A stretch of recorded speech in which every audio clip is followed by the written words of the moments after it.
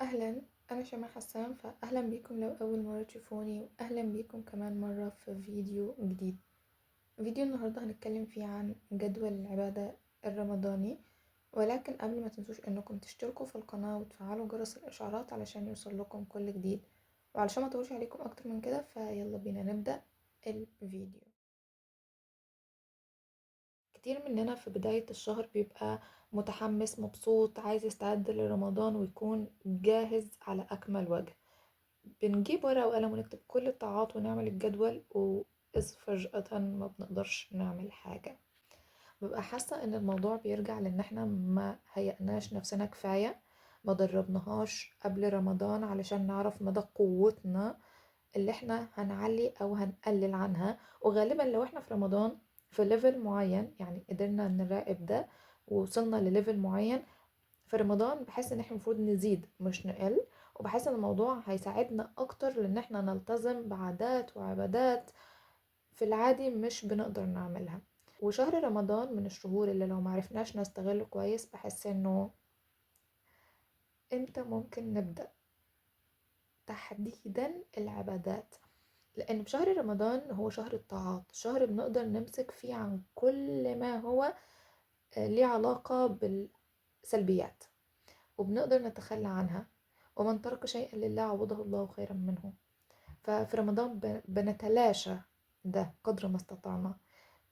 أما عن العبادات فهو شهر بيبقى فيه طاقة وحماس وإنتاجية عالية، لأنه مش ببقى أنا لوحدي اللي بشتغل على ده، أنا وكتير من الناس بنعمل ده. فبحس إنه أكتر شهر أقدر أبدأ بيه. فأتمنى إنه بجد تقدروا تستفيدوا من الشهر قدر ما استطعتم. وبالنسبة لجدول العبادة الرمضاني فأنا هوريكم الجدول بتاعي. الفكرة بكل بساطة إن أنا مش هجيب ورقة وقلم وأخطط معاكم للموضوع بتاع جدول رمضان. أنا بالفعل مخططة جدول للتحدي بتاع الالتزام، أعتقد شفتوه، ولو ما شفتوهوش هسيب لكم اللينك في صندوق الوصف عشان تروحوا تشوفوا التحدي. أنا بدأته صحيح ما قبل رمضان عشان وبصراحة هو ما كانتش خطتي أبدا في البداية وأنا بخطط لجدول بتاع تحدي الالتزام انه اهيئ نفسي لرمضان. بس سبحان الله هي جت كده. وكذلك اللي انا اكتشفته انه لما انا بدأت اسجل انه تقريبا التحدي هيستمر معايا شوية في الايام الاولى لرمضان. فالفكرة بكل بساطة ان انا هلتزم بتحدي الالتزام في اول كام يوم من رمضان، وممكن استمر عليه فيما بعد. يعني ده غالبا ان شاء الله ربنا يقدرني ويعني واستكمله. وبالنسبة لجدول العبادة الرمضاني فأنا مش هخطط ليه، لأنه أنا بالفعل عندي الأجندة اللي بستخدمها لتخطيط سنة 2025 بتشتمل على جدول العبادة الرمضاني.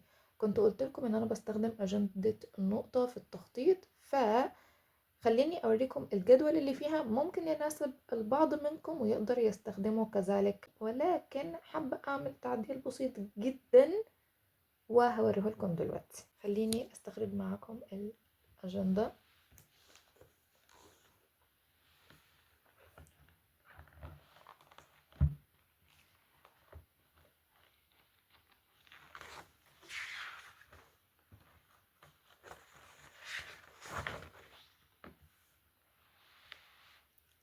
تعالوا نقلكم الناحية التانية علشان تشوفوا. أول حاجة بدأوا بيها مكتوب: ولأن رمضان شهر الطاعات وفي ذلك فليتنافس المتنافسون.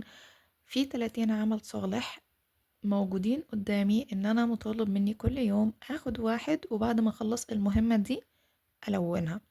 حاجة من الحاجات اللي أنا حبيتها جدا، أنا كنت في إحدى الرمضانات قبل كنت عملته بس بشكل يدوي، اخترت 30 عمل صالح وحطيتهم في برطمان. هسيب لكم اللينك برضو في صندوق الوصف. فهنا بيساعدوني ان هم حاطين لي 30 عمل صالح. انا عارفة ان الاعمال دي قد تتناسب مع البعض وممكن لا، حابين تغيروا او تحطوا اهداف ومهام جديدة تشتغلوا عليها لا بأس. على سبيل المثال انا موجود هنا عندي ازقي زرع. واحدة زي حالاتي أنا مش عندي نباتات، فبالتالي خطوة زي كده مش مفيدة. فممكن بكل بساطة إنه أجيب اللي هو ورق التسعير الأبيض. خليني أوريكم لحظة. الفكرة بكل بساطة ان انا بختار ورق التسعير ده اللي هو بيبقى لونه ابيض عشان يكون مناسب اكتر. بقطع الورقة على حجم المكان، واغطي الجزء اللي انا مش محتاجاه، واكتب العمل الجديد اللي انا حابة اشتغل عليه. بحس فكرة زي كده احلى والذ واسهل عشان نقدر نستفيد، ويبقى كل الاعمال اللي احنا حابين نشتغل عليها موجودة قدامنا. فدي خطوة جميلة ممكن تستعينوا بيها. الفكرة بكل بساطة ان احنا نعمل كل يوم حاجة جديدة ونستغل رمضان قدر المستطاع، بس بحس ان لما بنجدد بيبقى الموضوع احلى واسهل والذ كمان بعد كده. وبيبقى اسهل لما بنكون مخططين من قبل، مش لما نزنق نفسنا، لان دماغنا اوقات بتقف انه هعمل ايه، هفكر ازاي، مش استعدوا لكل الحاجات دي من قبل. الحاجة التانية، بيكتب لي عدد الختمات اللي أنا حابة أختمها في رمضان. فلو أنا حابة أخلص ختمة واحدة فبقرأ 4 صفحات بعد كل صلاة. لو عايزة أختم ختمتين بقرأ 8 صفحات بعد كل صلاة، 3 ختمات 12 صفحة بعد كل صلاة، 4 مرات 16 صفحة بعد كل صلاة، 5 مرات 20 صفحة بعد كل صلاة. آخر حاجة بيسألني عن كم ختمة نويت. أنا ناوي اعمل كام ختمة. اكتبوا الرقم اللي انتوا حابين تختموه، وحطوا لنفسكم رقم منطقي. يعني ما كنش انا شخص مثلا ما بيقرأش تماما قرآن، ف او حتى مثلا بقرأ صفحة ربع كل يوم، فاجي اكتب ان انا عايزة اخلص ال5 ختمات في رمضان. طب انت اتدربت عليهم ما قبل رمضان؟ جربت تعملهم ما قبل رمضان؟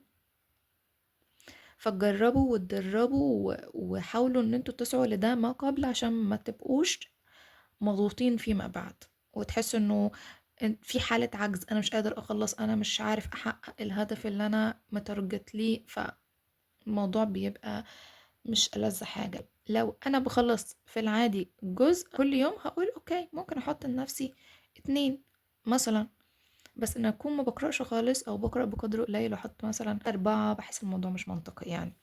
بس طالما نويتوا ان شاء الله ربنا يقدركم. ولو ما قدرتوش تعملوا كده، اللي هو ما لا يدرك كله لا يترك كله، فحاولوا ان انتوا تجتهدوا قدر ما استطعتم وتخرجوا باكبر افادة ممكنة. بس مش معنى ان حصل فتور او حصل لخبطة او حصل دروبات شغل جديد او كتير جه فجأة فاوقف كل حاجة، لا. الخطوة اللي بعد كده وهو جدول العبادة الرمضاني.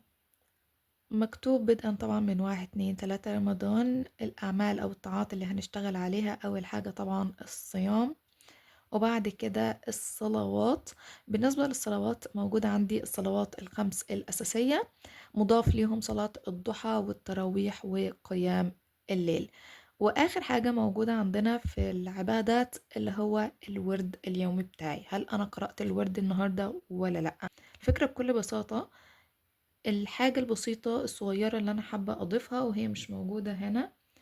أول حاجة أذكار الصباح والمساء، هي مش موجودة في الجدول لأن هي موجودة في التخطيط اليومي. يعني أنا عندي هنا موجود أذكار الصباح وأذكار المساء، وكذلك في ورد يومي. فعشان كده أذكار الصباح والمساء ما اتكتبتش هناك، فأنا حابة أضيفهم فأبقى أشيك عليهم هنا. ولكن من باب تذكير ممكن أكتب هنا إنه أذكار الصباح والمساء. وكذلك العبادة التانية اللي أنا حابة أشتغل عليها وتقريبا بحس إن في كتير مننا بينساها، وهي الدعاء. فممكن نستعين بكتيبات جاهزة ندعي منها. ده 1 2. ممكن ندعي بشكل تلقائي عادي جدا، اللي هو يا رب يسر أمري، نور بصيرتي، ووفقني إلى ما تحب وترضى، وهكذا بشكل تلقائي عادي جدا. ادعوا اللي نفسكم فيه بتلقائية. يعني لو مش عندكم الكتيب وحابين تدعوا بصيغة معينة تكون مرتبة أكتر، ممكن تجيبوا ورقة وقلم وتكتبوا كل الدعاء اللي انتوا حابين تدعوه. دعاء يبقى مثلا خاص بيكم شخصيا، بالأهل في البيت، الأم الأب الإخوات. مثلا دعاء بعد ما أخلص الدعاء ليا والأهل بيتي، يبقى لجيراني لقرايبي لمعارفي لأمة محمد أجمعين. فنكتب ورقة مكتوب فيها كل الأدعية اللي احنا حابين ندعيها لنفسنا وللآخرين. دعاء للآخرين دايما ملائكة بتقول ولك بالمثل. فادعوا على قد ما تقدروا، دايما افتكروا اللي حواليكم وحبايبكم. بحس من الحاجات اللي بتبقى لذيذة ان الانسان يدعي لحد تاني بظهر الغيب. يعني بحس ان هي من احب الاعمال بصراحة. كوني اكون قادر افتكر حد بي بيجي دايما في بالي، بعزه وبحبه وبحترمه، جيراني اكتر ناس بكون ممتنة ليهم مثلا، هل ما يستحقوش مني دعوة؟ كل شخص موجود في حياتنا بحس انه ليه الأحقية ان انا ادعي له. دي اقل حاجة انا ممكن اقدمها لانسان موجود في حياتي بيسعدني بشكل او باخر، ايا كان، ولو بكلمة.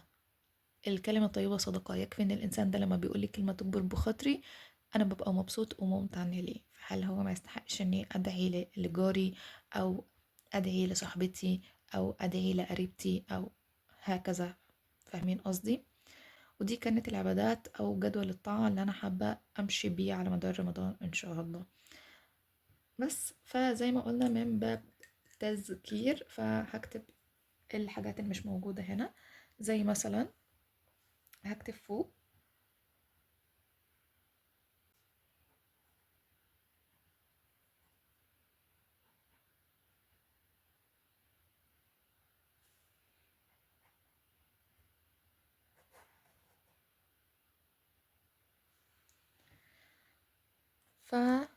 خليني اوريكم.